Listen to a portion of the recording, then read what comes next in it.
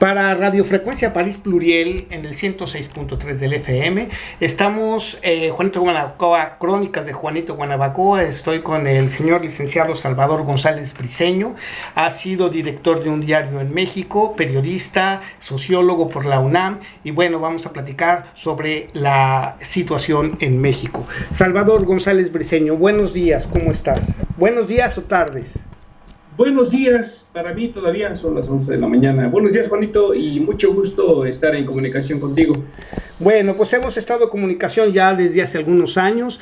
Lo interesante en este momento, don Salvador, es que nos des el punto de vista que tienes de cómo se aprecia la situación político-social en México y cómo piensas tú que el proceso de transición entre dos gobiernos se lleve a cabo. Relevo de un partido, el Partido Revolucionario Institucional, por otro, que es el Partido Morena, encabezado por el ya presidente electo. No tiene todavía el comprobante como tal, pero ya es el virtual presidente electo Andrés Manuel López Obrador.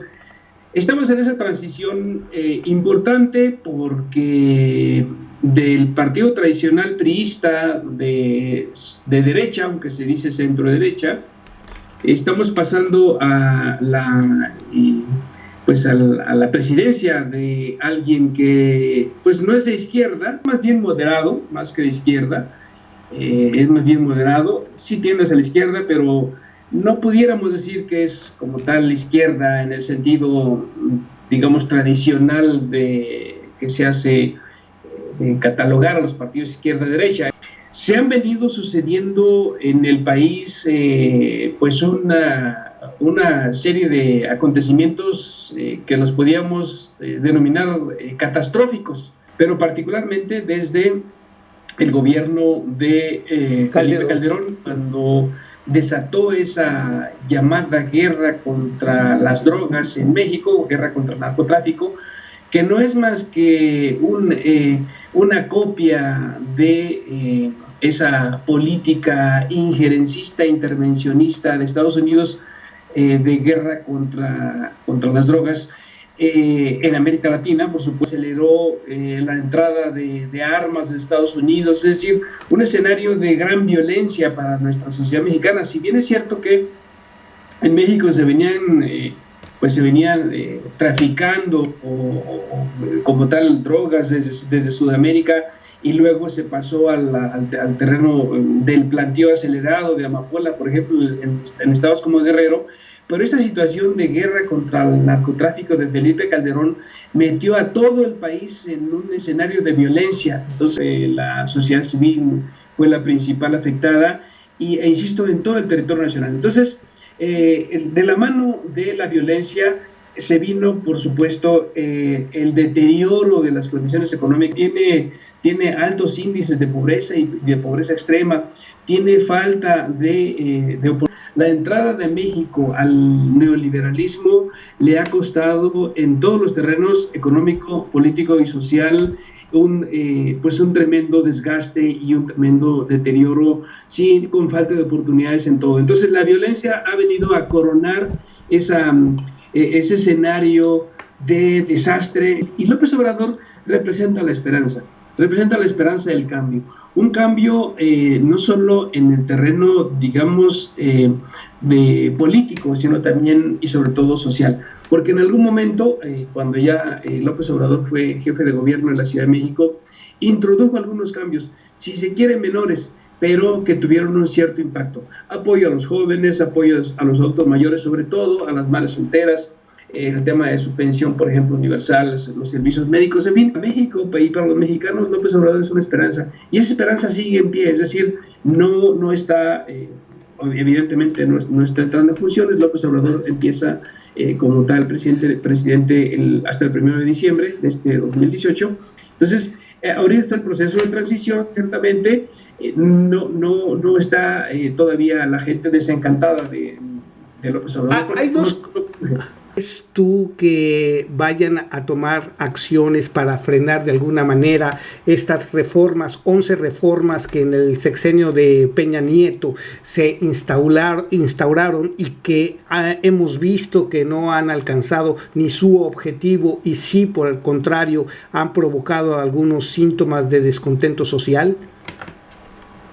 Sí, mira, las últimas reformas o las reformas neoliberales han venido a coronar, digamos, o a cerrar el círculo más bien neoliberal en México, porque han sido las últimas reformas que requería el país para hacer lo que ha sido desde el principio para el Fondo Monetario Internacional y el Banco Mundial uno de los países modelo, un contrapelo de lo que el país requiere, porque son reformas evidentemente que privatizadoras para beneficio de unos cuantos, la élite. Y el caso de la reforma energética es muy claro.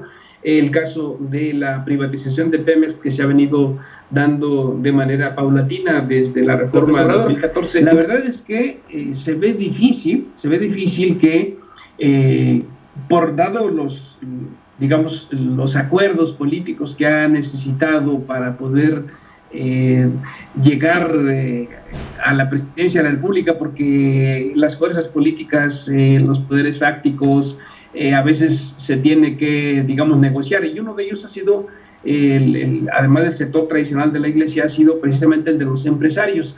Se ve difícil que López Obrador revierta algunas o muchas.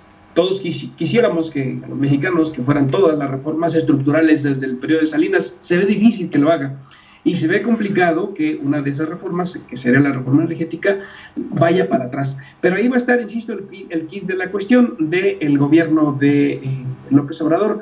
¿Hasta dónde va a ir a contrapelo de esas reformas que son los que, insisto, estructuralmente le han causado los prejuicios de fondo a este país?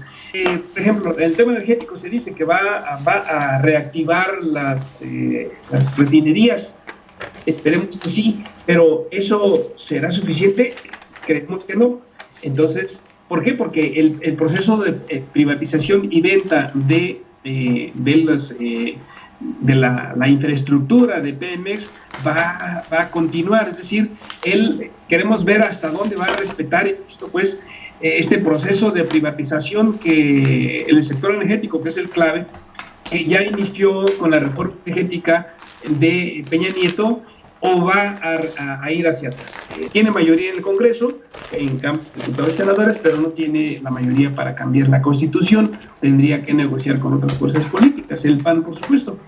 Pero es ahí donde vamos a estar, digamos, observando a López Obrador hasta dónde va a ir en contra del modelo neoliberal político. De alguna manera sí va a cambiar, porque los partidos tradicionales, el PRI, por ejemplo, quedó hasta el tercer lugar. Entonces, sí va a haber una reestructuración, digamos, política, o por lo menos el sistema de partidos, pero la reestructuración económica e incluso en general del sistema político no se ve hasta dónde va a llegar. Sin embargo, estamos en esa coyuntura, digamos, interesante, importante, de pues ver hasta dónde va a llegar López Obrador. Pero insisto, la expectativa todavía está sobre la mesa, la gente está esperando. Bueno, pues hemos escuchado a Salvador González Briceño, exdirector del diario El Día en la Ciudad de México y analista internacional, egresado de la UNAM, y esperamos entonces la oportunidad de que nos des a conocer si hay algunos otros eventos de importancia. Aquí en Europa hemos constatado que la falta de información crea muchas veces pues imágenes y prototipos de cómo es el país, cómo se presenta el país. Y bueno, por un lado la gente conoce nada más Cancún, y por el otro lado dicen que es una fábrica de asesinatos, y por el otro lado se da un vuelo a las noticias de los grandes medios que pues de alguna manera pues se sabe que han pues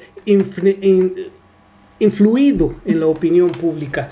Y bueno, el interés en Europa está también centrado en que toda la geopolítica va a cambiar en 6 países que han tenido procesos electorales y que tendrán procesos electorales durante este año, hasta la influencia de las elecciones intermedias en los Estados Unidos al final del año. Te agradezco mucho, Salvador, seguimos ahí, mi aprecio y mi admiración, seguimos tu desempeño como articulista internacional y bueno, hemos tenido aquí en Radio Frecuencia París Pluriel la oportunidad de platicar con un periodista mexicano. Muchas gracias.